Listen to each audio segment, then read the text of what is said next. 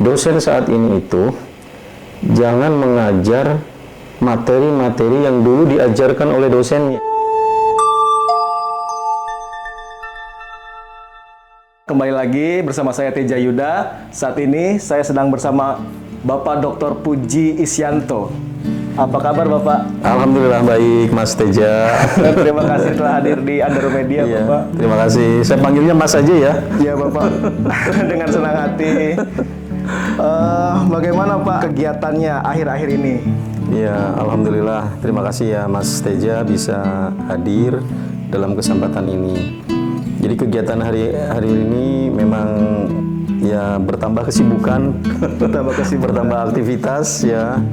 Jadi kami ini sekarang terutama di akademisi harus terus concern tentang Tridharma perguruan tinggi, pendidikan, penelitian dan pengabdian kepada masyarakat, dan upayanya terus kita tingkatkan ya dari sisi akademisi untuk mencetak kader-kader mahasiswa-mahasiswa nih yang bisa bermanfaat untuk bangsa dan negara nih. Teman-teman, untuk informasi bahwa Pak Dr. Puji Isyanto ini saat ini juga mendapat tugas tambahan begitu ya Pak, Tridharma Perguruan Tinggi, juga sebagai Wakil Rektor bidang kerjasama, inovasi, dan publikasi ilmiah. Di Universitas Buana Perjuangan, Kabupaten Karawang ya Pak? Iya, betul. Oke. Jadi saya sangat senang sekali Bapak Puji berkenan, karena memang betul-betul pas begitu ya beliau saat ini mengelola di posisinya sebagai Wakil Rektor ini terkait dengan publikasi ilmiah. Iya, betul. Baik Pak, sebetulnya kampus ini untuk mengelola suatu publikasi yang sekarang itu atmosfernya perlu ditingkatkan, lebih dikembangkan, betul. Begitu. Bagaimana Pak? Mungkin Bapak punya semacam pengalaman dan itu bisa dibagikan kepada kami semua Pak. Iya, jadi memang dalam kondisi baru yang sekarang itu ya, tuntutan dari Tridharma perguruan tinggi diantaranya adalah penelitian. Itu para akademisi, dosen itu kan dituntut sekarang harus lebih banyak memberikan output dan outcome. Baik. Nah, outcome-nya itu adalah publikasi ilmiah. Jadi kami para akademisi ini, dosen itu dituntut 1 tahun sekali itu mempunyai penelitian-penelitian yang harus betul-betul penelitian itu dipublikasikan.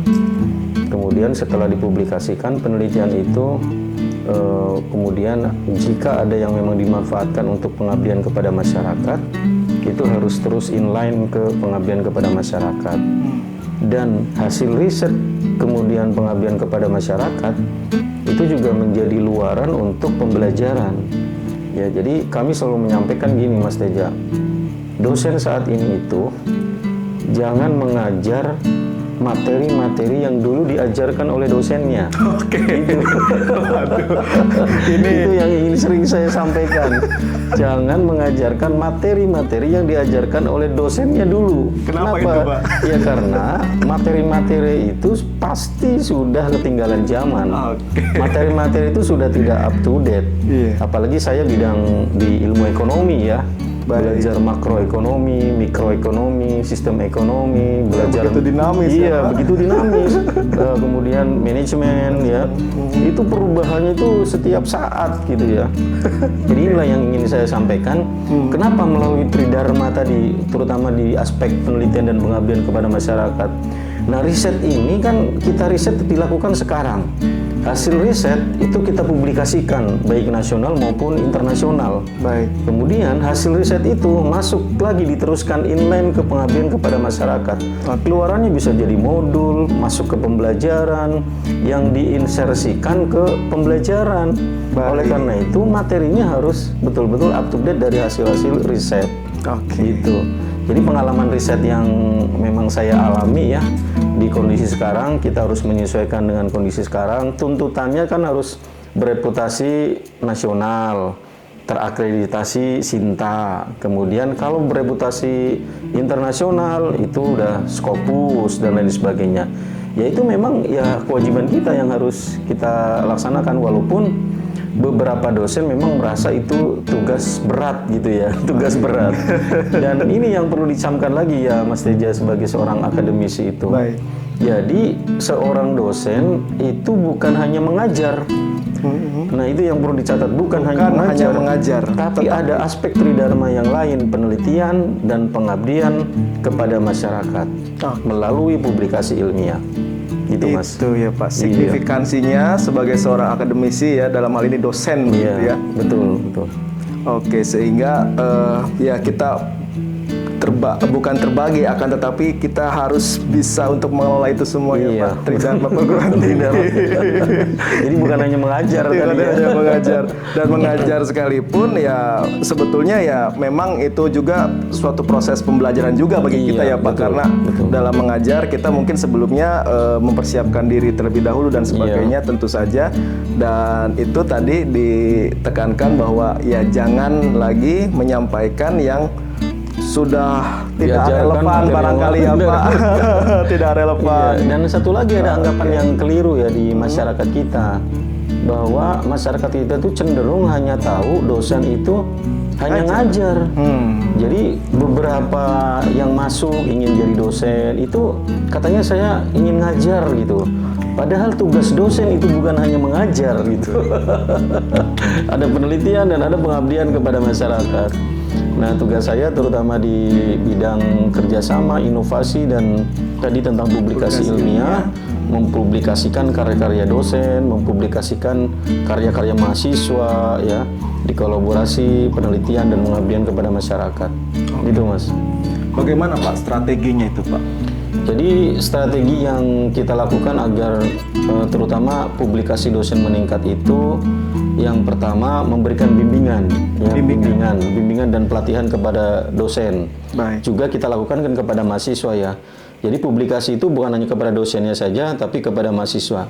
Pertama kita memberikan bimbingan, pelatihan, workshop, kemudian ada seminar-seminar agar mereka itu bisa melakukan penulisan penelitiannya dengan baik.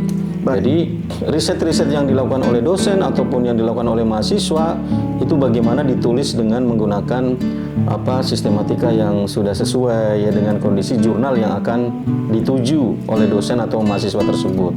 Jadi bimbingan-bimbingan.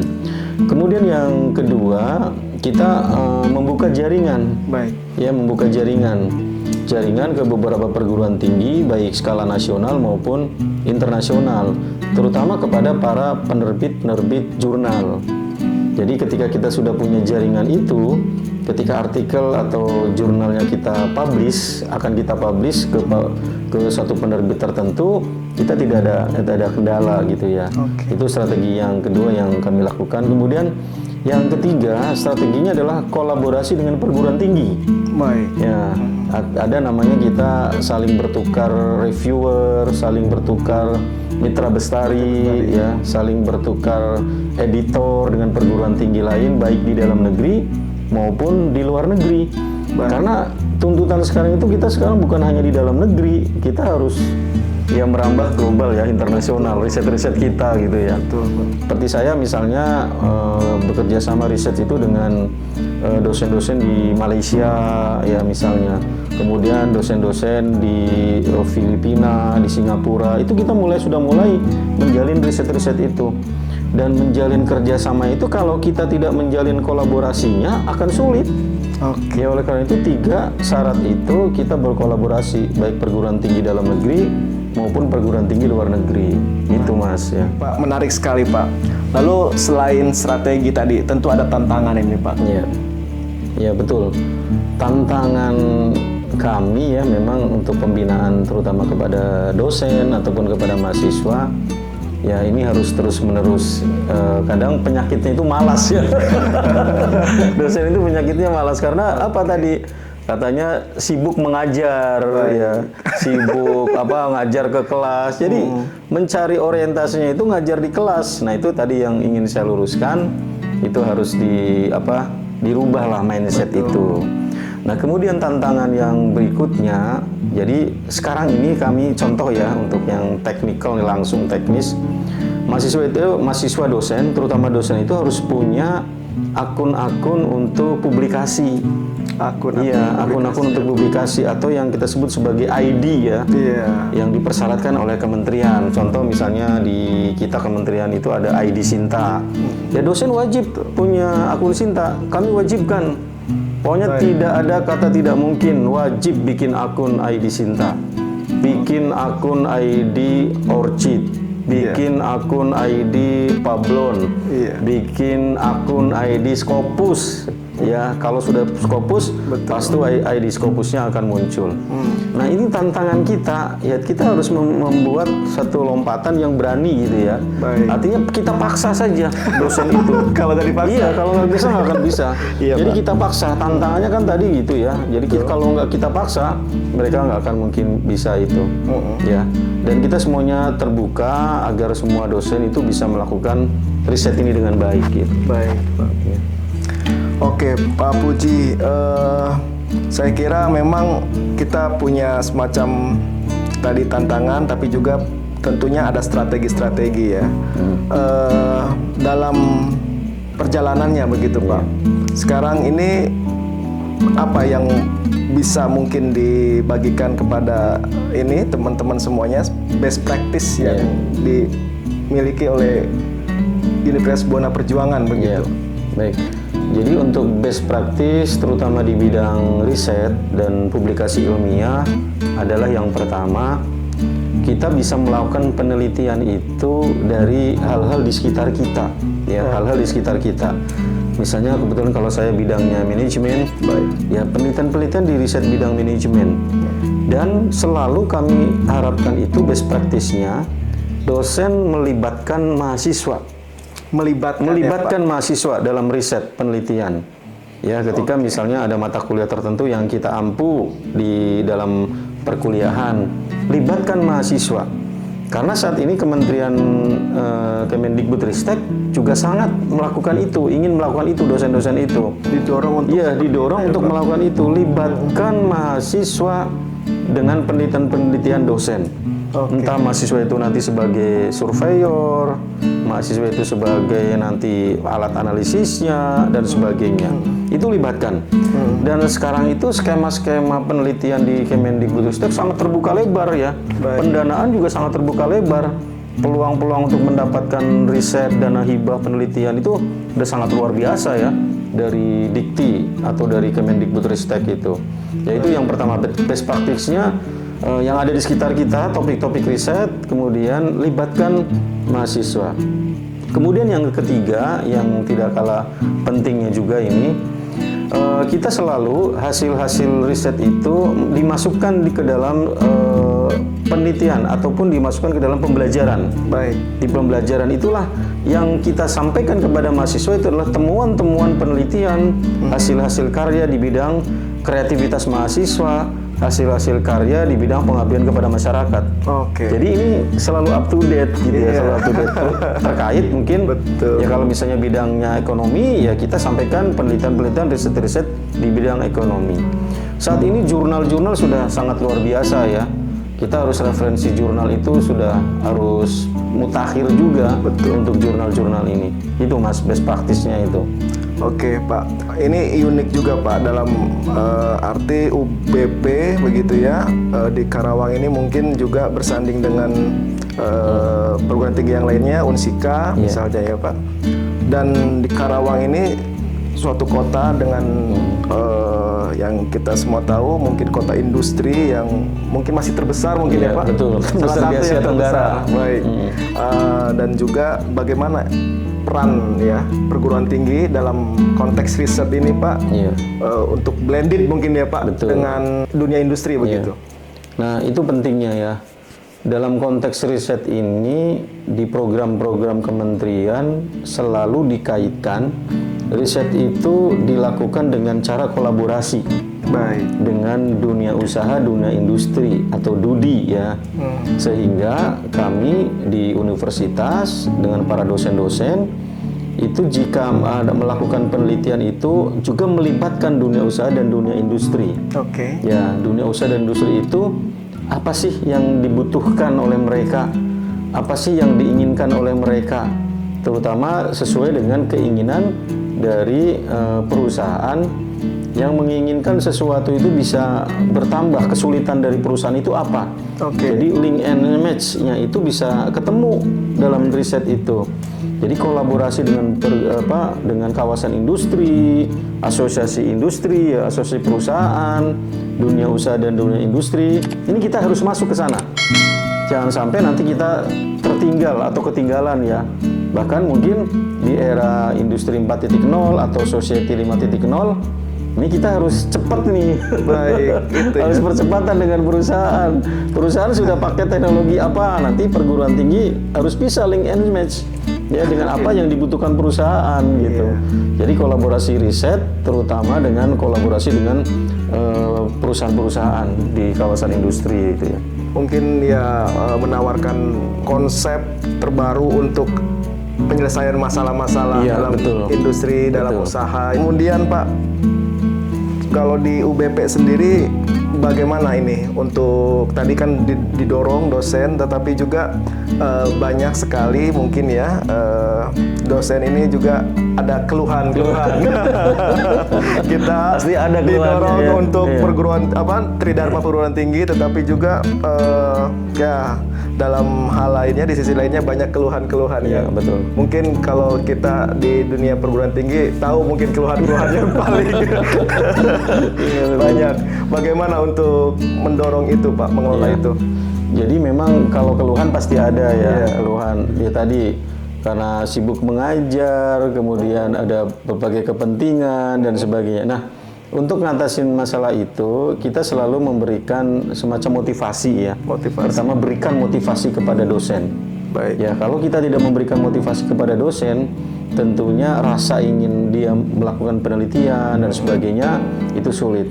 Kemudian yang kedua, universitas memberikan stimulus dalam bentuk pendanaan. Nah, dalam bentuk pendanaan.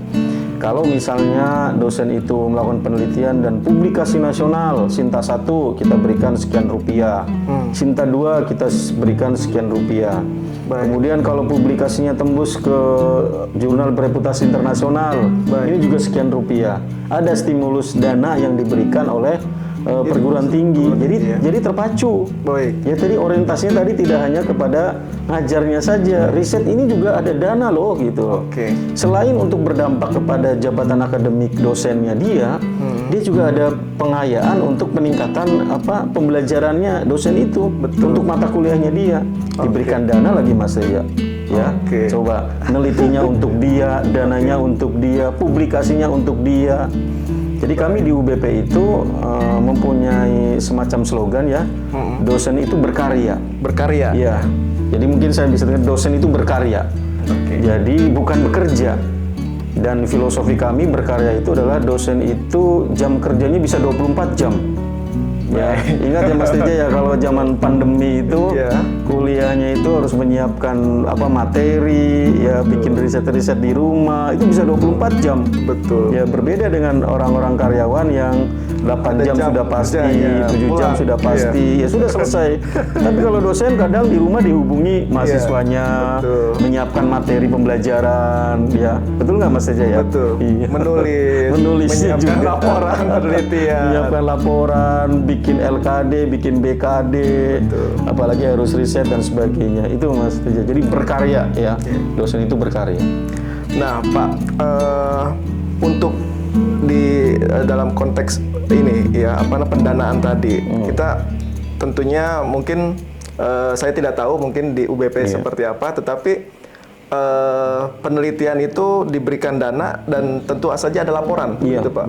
Laporan penelitian, begitu ya. Nah, laporan penelitian itu berikut dengan misalnya tadi bukti pembayaran apa segala macam begitu ya Pak.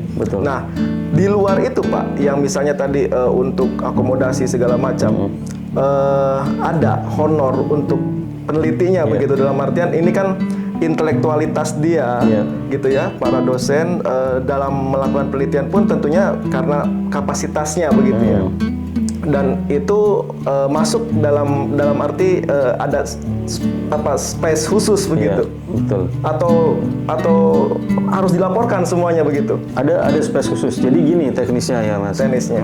Kami di perguruan tinggi mewajibkan 1 tahun 1 penelitian. 1 tahun 1 penelitian. Iya. Kemudian 1 tahun 1 pengabdian kepada masyarakat. Baik. Itu semuanya diajukan oleh dosen. Tapi tetap harus membuat proposal kan semuanya. Oke. Upload di dalam sistem penelitian di kampus. Ya, boleh berarti satu dosen itu 1 penelitian, 1 pengabdian kepada masyarakat. Kemudian dosen itu akan menggait 2 dosen yang lainnya atau 3 dosen yang lainnya Oke. di program studi yang bersangkutan atau di luar program studi, lintas program studi itu boleh. Di kami itu boleh. Jadi lintas program studi karena risetnya itu bisa melibatkan beberapa stakeholder bidang keilmuan. Kemudian itu didanai, risetnya itu didanai oleh perguruan tinggi. 1 penelitian berapa, 1 pengabdian judul kepada masyarakat itu pengabdian kepada masyarakat berapa, itu didanai. Oke. Misalnya 5 juta penelitian, pengabdian kepada masyarakatnya 5 juta. Berarti dia sudah dapat 10 juta. Oke. Itu di luar itu. Iya, gunakan dana penelitian ini untuk ya seperti tadi ada honorarium, ada transportasi, melekat di situ. Nah, kemudian untuk publikasinya berbeda lagi. Oke. Untuk publikasinya, nanti publikasi ada stimulus yang diberikan lagi kepada dosennya. Oke. Entah di luar nanti itu ya. Sinta 1, ke Sinta 2, atau bereputasi internasional. Nah, itu ada lagi untuk publikasinya setiap tahunnya. Nah, publikasi ini pun Pak ada 2 kan, ada Iya. mekanismenya. Mungkin ada yang berbayar, ada yang memang tidak Iya, berbayar begitu betul. ya.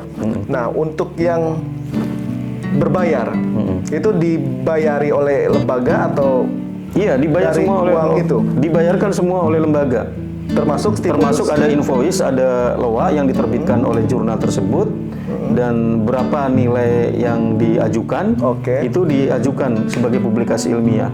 Tapi memang kita ada standarnya. Misalnya yang Q1 berapa batasnya, batas maksimalnya. Yang Q2 berapa batas maksimalnya. Jadi ada standarnya. Standarnya ya. Tapi semua dibayarin oleh pihak kampus. Itu di luar untuk si Di luar, penelitinya? di luar yang tadi itu, di luar yang awal. Iya, Untuk risetnya kan 5 juta tadi misalnya ya, pengabdian 5 juta.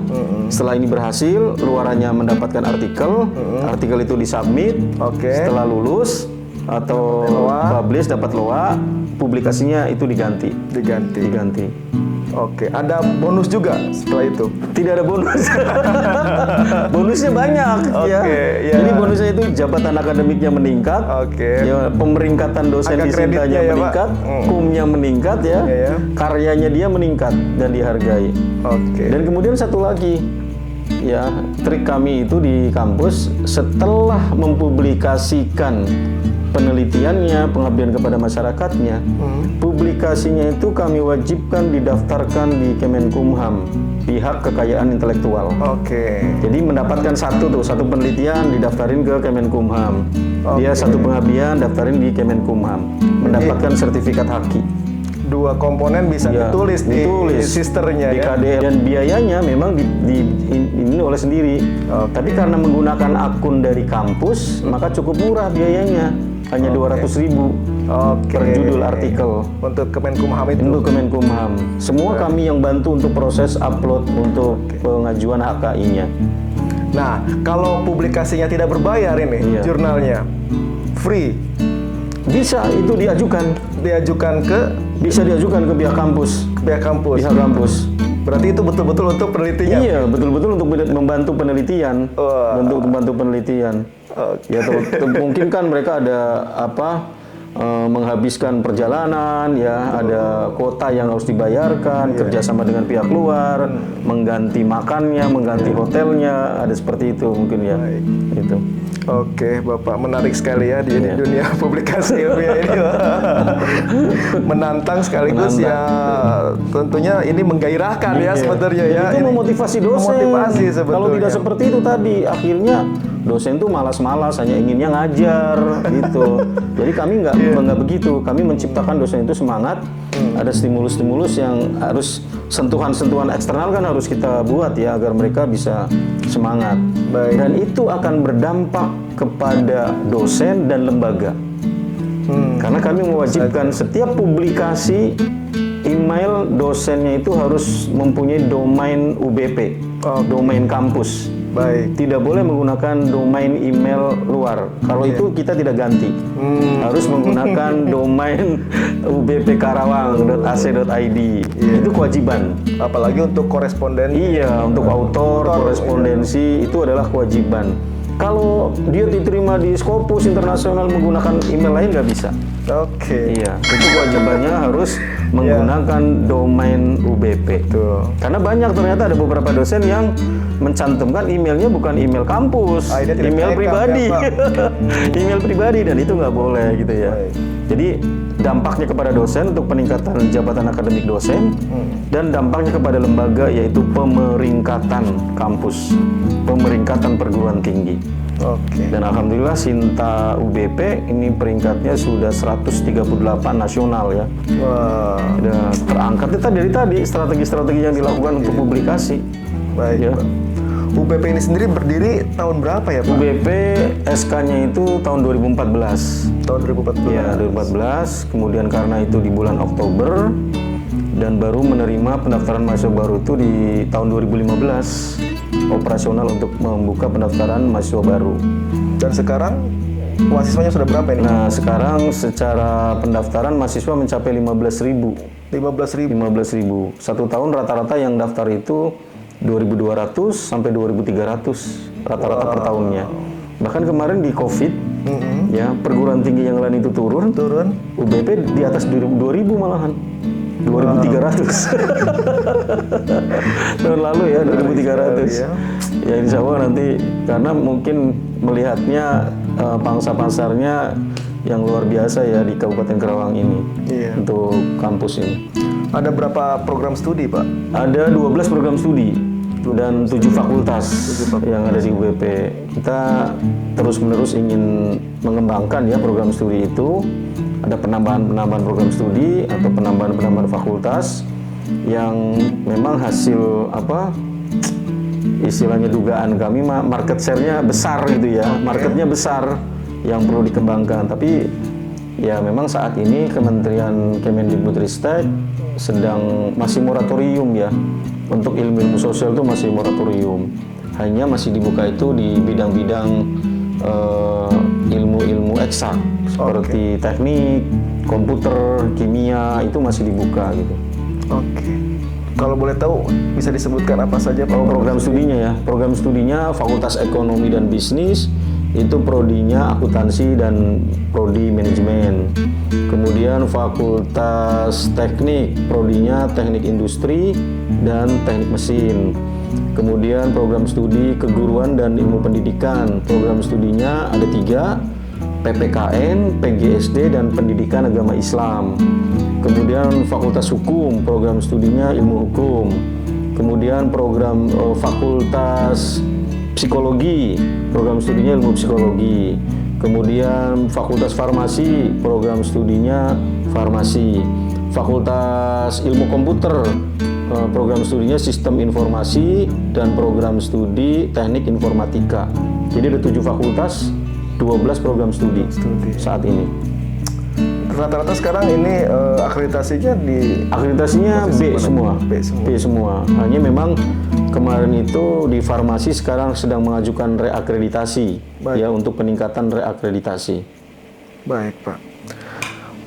Pak Puji, menarik sekali ya.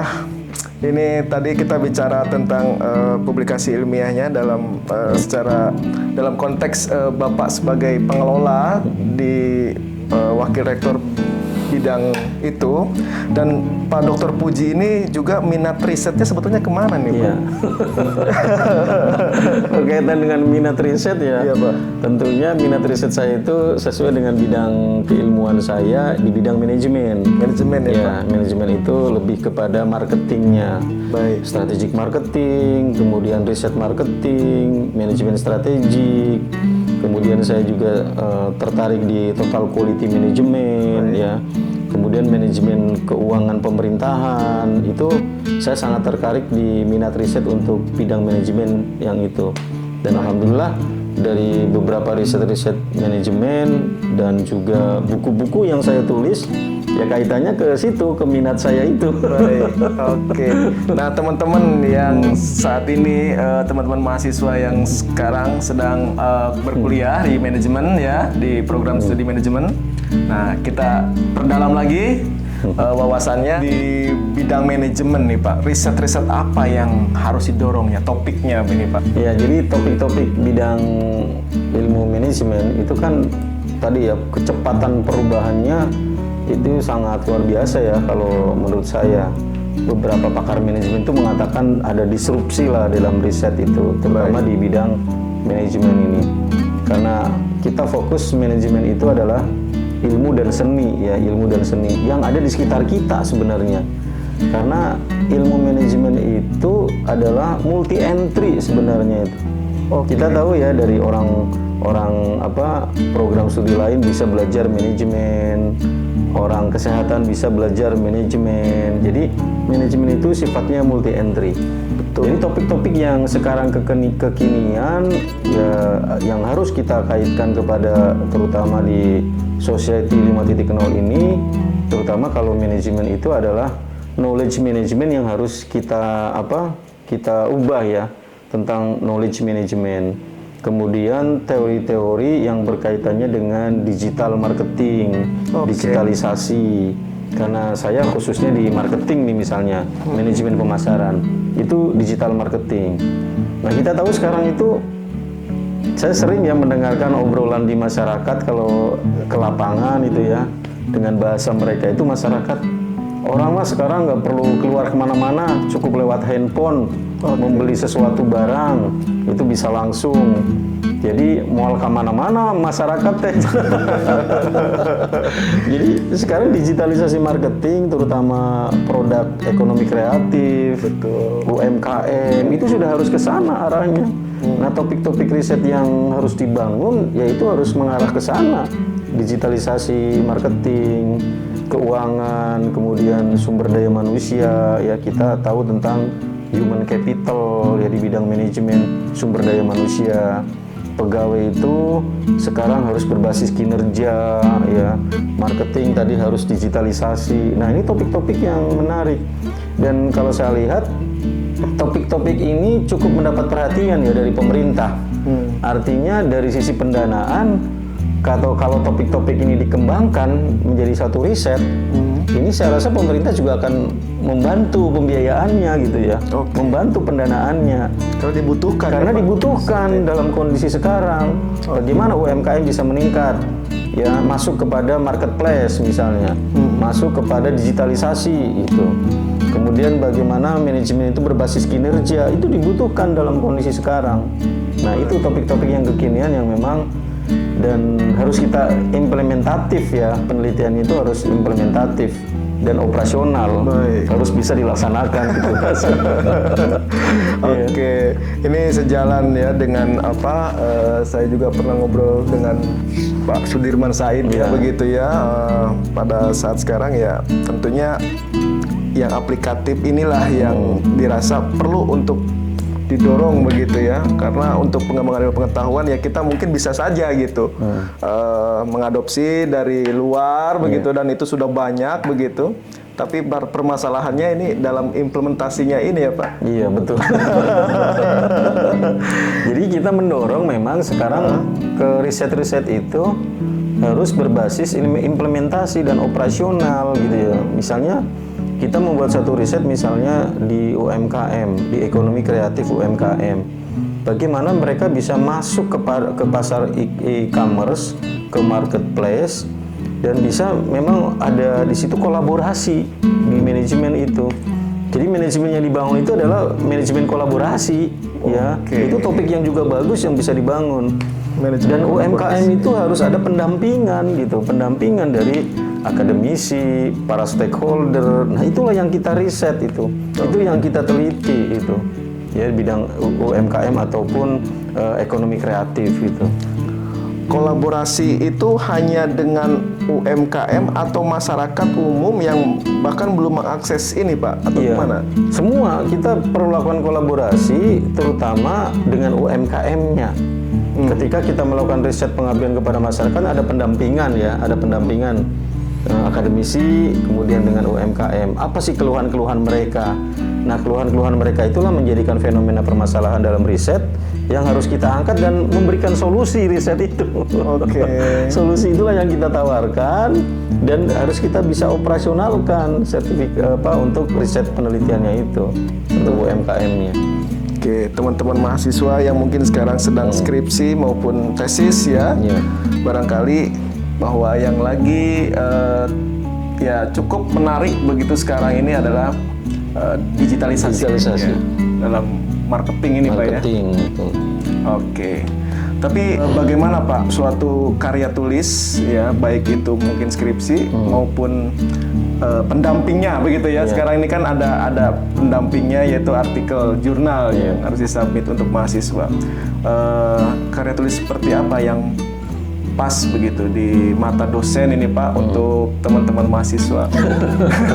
Nah, ini karya tulis ya. Jadi kami selalu mendorong agar mahasiswa itu melakukan riset-riset karena pemikirannya re dan search itu ya. Re itu kembali, search itu pencarian. Jadi pencarian kembali. Jadi kadang fenomena-fenomena yang dibangun oleh mahasiswa itu orientasinya risetnya itu inginnya di perusahaan besar. Ya. Karena kita harus tahu nih, untuk suatu riset itu, nah Mas Teja kan mengajar metodologi ya. Ada yang namanya measurable, ada yang namanya obtainable, ada yang namanya significance, ada yang namanya interested. Saya sering menyingkatnya dengan MOSI. MOSI ya? Measurable, obtainable, significance, dan interested. MOSI ya? Bukan MOSI tidak percaya. Bukan MOSI tidak percaya, MOSI ya. MOSI, oke. Jadi untuk satu riset itu harus memenuhi kriteria MOSI ya. Ini menurut pandangan saya dari beberapa literatur buku, saya mengungkapkannya dalam istilah MOSI. Measurable itu ya datanya memang harus bisa kita jangkau. Obtainable, ketersediaan data. Significance bahwa memang fenomena itu penting untuk diteliti. Tadi kekinian riset penelitian itu jangan tantangan masa kini. Kekiniannya itu update data, update kekinian dan sebagainya. Kemudian interested. Seorang peneliti harus interested dengan minat topik yang ditelitinya, terutama dengan bidang kajiannya. Kalau tidak memenuhi kriteria MOSI, saya yakin ya dan percaya hasil risetnya tidak akan optimal. Hasil risetnya tidak bisa maksimal. Nah itu Mas Teja, rumusnya ya MOSI pokoknya. MOSI, ada 4 ya. Untuk ya tesis, skripsi, disertasi ya MOSI gitu. Oke. Lalu Pak, dalam konteks manajemen ini Pak, apakah tadi di perusahaan besar itu memang menarik mungkin ya Pak, tetapi tadi mungkin tidak terjangkau atau bagaimana Pak? Iya. Jadi kalau orientasinya kepada perusahaan besar, ya risetnya di perusahaan besar, kadang mahasiswa ini untuk izin ke perusahaan besarnya aja sulit kan? Kadang-kadang itu sulit, apalagi misalnya kajian-kajian tentang manajemen keuangan, kajian-kajian tentang sumber daya manusia, itu agak sulit. Jadi kami selalu menyampaikan, cobalah riset-riset di sekitar kita yang memang fenomenanya itu jelas. Fenomena jelas itu memenuhi landasan normatif, memenuhi landasan empiris, dan memenuhi landasan kajian teoritikal. Kan itu ya Mas ya, intinya 3 itu. Fenomena yang dibangun dalam satu riset itu. Dan kalau di perusahaan-perusahaan besar tadi sudah terganjal izinnya, nggak boleh, ngambil data juga susah, dan sebagainya, itu akan sulit. Oleh karena itu, banyak sekali ini lokus-lokus penelitian mahasiswa ini terutama skripsi, tesis, disertasi. Jangan orientasinya saya ingin neliti di perusahaan besar biar keren. Iya biar keren. Saya ingin nelitinya di perusahaan Jepang, ke luar negeri. Tidak bisa seperti itu sekarang. Mindsetnya harus kita rubah. Fenomena-fenomena riset di sekitar itu sangat banyak, terutama dalam bidang-bidang kajian yang sudah memenuhi standar-standar ilmiah. Jadi kalau misalnya penelitian itu di Jepang, di Timur Tengah, di Singapura, mahasiswa itu hanya diberikan waktu 6 bulan kan, 1 semester untuk meneliti. Kalau tidak measurable dan obtainable, saya yakin tidak akan selesai. Ya, kecuali nanti kalau memang sudah bergabung joint research ya dengan perguruan tinggi luar negeri, kolaborasi dengan perguruan tinggi luar negeri, boleh cakupan risetnya itu bisa lebih luas, lebih global, untuk solusi yang disampaikannya juga lebih global dan sebagainya. Gitu Mas Teja ya. Tapi karena sekarang ini ya tadi orientasinya harus implementatif dan sebagainya, ya justru tantangan dan permasalahan yang ada di sekitar kita di sekitar ini, Pak, kita, ya? betul. Misalnya di sekitar kita itu saat ini kan kita juga harus sesuai ya dengan perkembangan pemerintah, perkembangan di sekitar kita, ekonomi di sekitar kita. Penelitian-penelitian itu yang bisa membantu kepada tugas pokok dan fungsi yang ada di sekitar kita sebenarnya. Sesuai dengan bidang keilmuan kita kan tentunya. Gitu Mas. Baik Pak. Ya tentu teman-teman, kalau perusahaan besar ya mereka dengan instrumennya juga sudah sangat lengkap begitu ya, perangkatnya ya Pak. Tapi masyarakat sekitar yang memang tadi UMKM dan sebagainya ya Pak, yang memang perlu dorongan, dan itu kita di posisi sebagai seorang peneliti ya mungkin bisa menawarkan solusi barangkali ya Pak ya, dan hal-hal lainnya tentu untuk membantu pemerintah, membantu masyarakat juga begitu ya secara luas. Dan tentunya Anda selesai penelitiannya begitu ya. Kan karena ada fenomena ya, fenomena di masyarakat, di apa yang setiap hari kita lihat, oh saya tertarik nih dengan ini, fenomena ini, kenapa begini. Itulah yang harus kita riset sebenarnya. Ya, yang ada di sekitar kita. Jadi bukan tidak boleh melakukan penelitian riset di perusahaan besar, ya selalu ingin menelitinya di ini, melakukan izin dan sebagainya. Bukan tidak boleh, ya tapi kita bisa mulai sebenarnya dari hal-hal di sekitar kita, riset itu. Sebetulnya dosen ini menemukan, maksudnya bertemu dan menghadapi tantangan dalam membimbing ya, tugas akhir maupun karya tulis yang lainnya yang dilakukan oleh mahasiswa. Ini di bagian apanya Pak yang paling yang paling banyak ini Pak? Yang paling banyak dari saya jumpai ya secara pribadi itu pertama menemukan fenomena masalah. Yaitu di bab 1 di latar belakang. Paling banyak masalah? Paling banyaknya di situ, latar belakang situ. Gimana itu Pak? Jadi kalau menurut saya 30% riset itu ketika kita membaca latar belakang masalah. Jadi 30%-nya itu di situ nih. Di 1.1 itu latar belakang masalah. 70%-nya yang lain. Semuanya ya? Iya, semuanya. Ini 30% latar belakang masalah. Oleh karena itu, saya kalau ada bimbingan mahasiswa, penekanannya itu di situ, di latar belakang. Ada theoretical-nya, ada empirical-nya, data-datanya, dan ada kajian normatifnya. Selalu itu yang saya itu inginnya ya bukannya perfect, tapi latar belakang yang memuat 3 hal itu. Bahkan saya kadang walaupun ini tidak ada dalam teori ya, sering menyampaikan minimal latar belakang masalah itu 10 lembar. Minimal 10 lembar gitu. Minimal 10 lembar. Jadi akhirnya mereka itu bisa mengeksplor, mengungkapkan fenomena-fenomena risetnya di bab 1 di latar belakang. Jadi yang dicurahkan ke bab 1 itulah yang betul-betul mereka tulis gitu. Kalau bab 2 kajian teori, tinjauan pustaka, mereka tinggal searching, tinggal googling, mencari buku literatur. Tapi latar belakang itu hasil karya mereka, tulisan mereka, fenomena apa yang terjadi, dengan memuat 3 landasan tadi. Gitu Mas. Dan kita pun ya baca tentunya dari latar belakang ya Pak. Betul. Kalau latar belakangnya udah nggak menarik, udah ya bikin pusing kepala. Bagaimana kita mau tertarik untuk terus melanjutkan membaca ya Pak? Fenomena kan pasti ada data, data empirical. Data empirical didukung oleh jurnal-jurnal, buku-buku. Ini kajian teoretikalnya. Kemudian ada kajian normatifnya, didukung oleh aturan-aturan undang-undang dan sebagainya, yang bisa mendukung fenomena masalah yang terjadi. Nah, kita baca latar belakang, data tidak ada, fenomena tidak jelas. Apa yang akan diteliti dalam penelitian itu? Jadi saya selalu melihatnya tantangannya itu di bab 1. Ya, di bab 1. Jadi kalau di latar belakang masalahnya itu benar, itu sudah 30% nilainya. Oke, itu ya. Itu saya. Nah, dikasih itu ya, apa namanya? Semacam bocoran. Bocoran.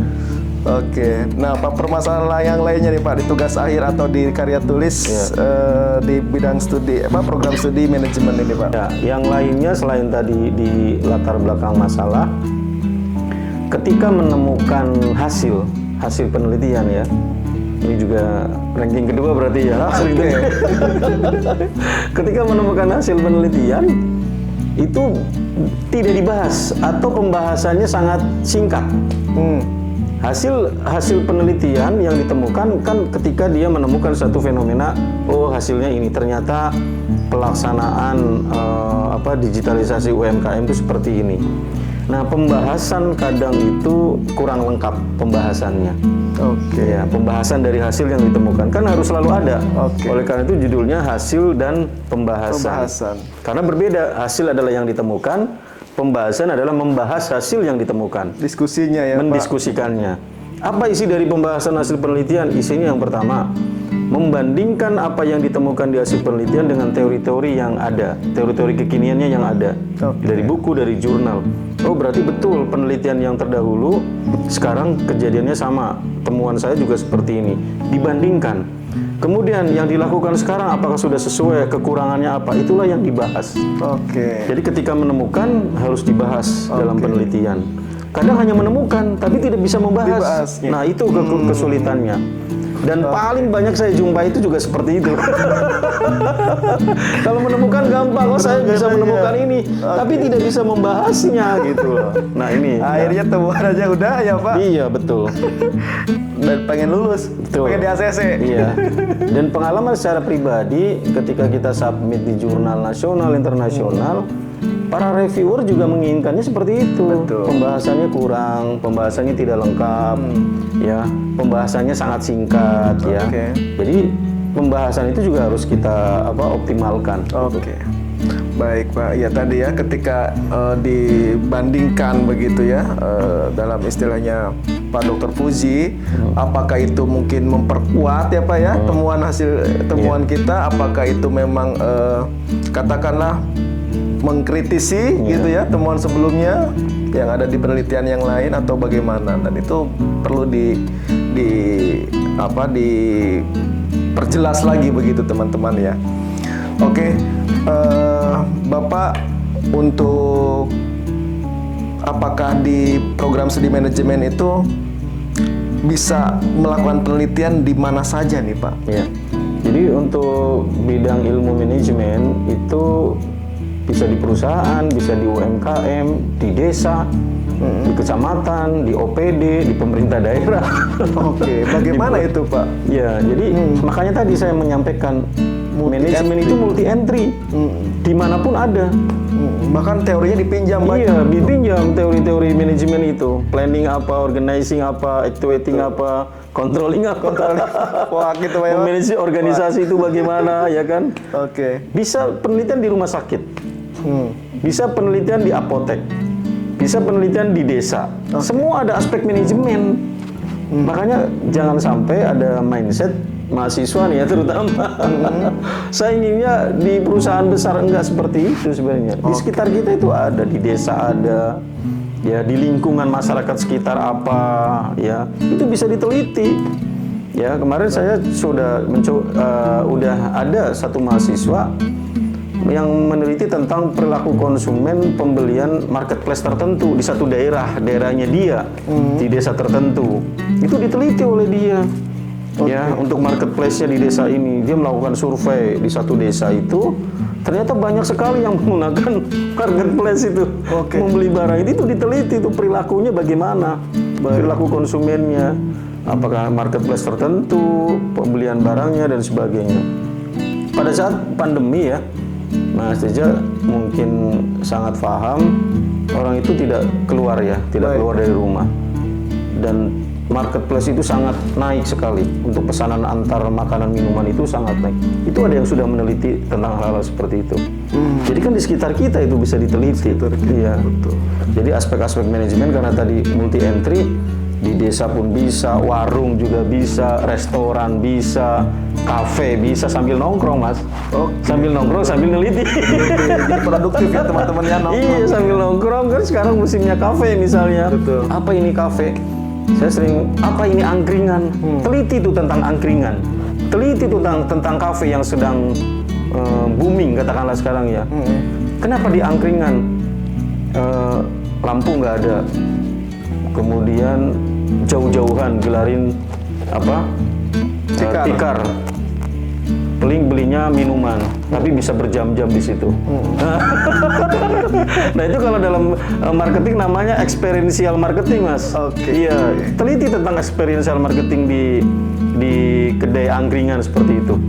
Dan banyak sekali nih angkringan-angkringan kita yang memang perlu diteliti. UMKM juga perlu diteliti. Jadi tidak terpaku kepada perusahaan besar.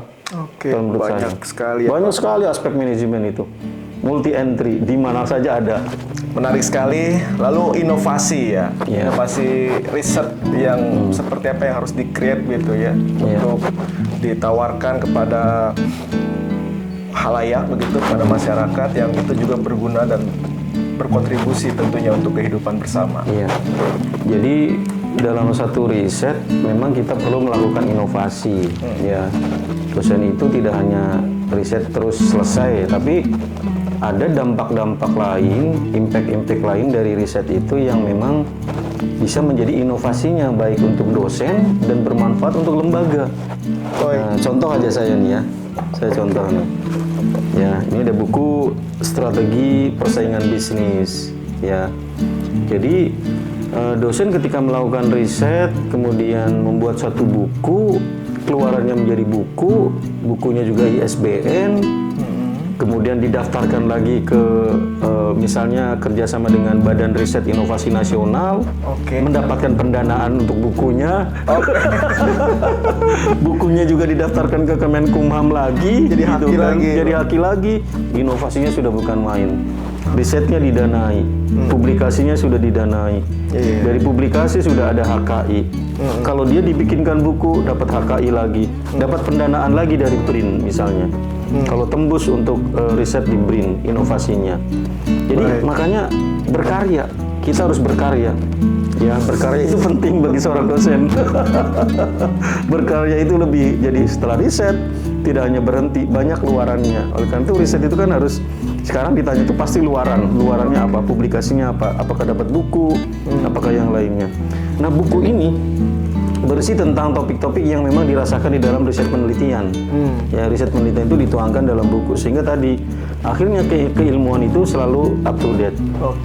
Bisa dibayangkan ya sekarang mas, Indonesia itu memakai referensi itu sudah hampir tertinggal ya dengan negara lain.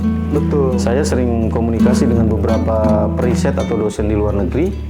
Contoh saja di misalnya Malaysia atau Singapura, mereka sudah memakai referensi N-3. Kalau N-3 berarti kan referensi yang dia gunakan dalam riset tahun 2020. Ya, tahun 2020, di bawah 2020 nggak boleh jadi referensi. Mutakhir ya. Mutakhir. Nah kita masih tertinggal. Kadang kami masih mensyaratkan N-10 ya. Berarti kan N-10 itu berarti 2000 berapa mas? 13. Mereka sudah 2020. Ya tapi ini mungkin ada korelasi yang harus kita kembangkan. Jadi intinya di inovasi.